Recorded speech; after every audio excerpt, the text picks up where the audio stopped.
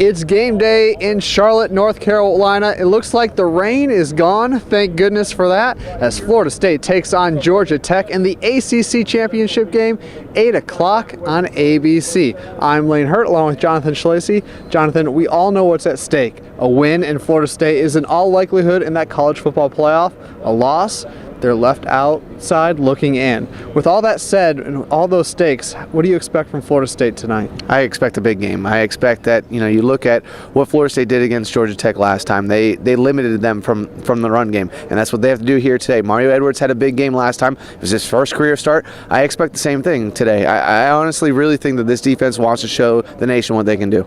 Let's start with that defense because that's what everybody's talking about. Florida State's defense versus Georgia Tech's vaunted option offense. Third in rushing.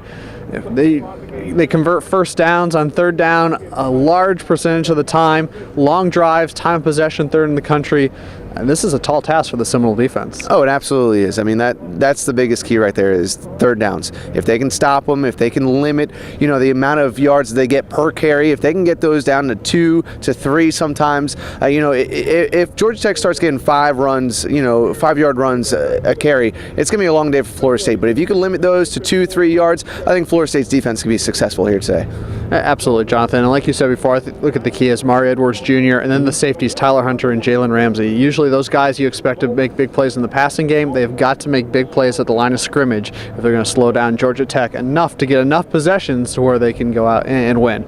Now let's flip the script. Florida State's offense really struggled last week, probably the worst game that they've played all season.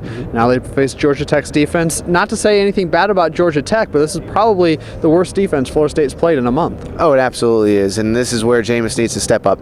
He came off his worst game, and that's why the offense didn't go like they did.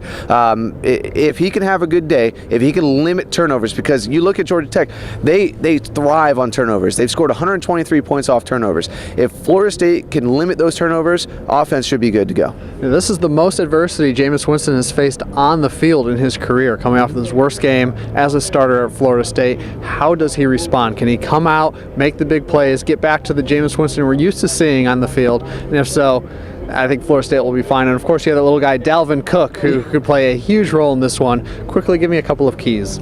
Well, I think number one, Jameis, how does he bounce back? He's always done very well when he's faced adversity. He is a very big competitor. I think a big thing is Dalvin. He's going to get 20, 23 carries in this game because Carlos Williams is out. That's huge. I think Matthew Thomas is a big key because of Terrence Smith. You don't know how he's going to be today. Is he going to play at all? Is he not? And then can you stop the run? Can you limit those yards? 2-3 yards per carry for Georgia Tech. This will be a win for Florida State.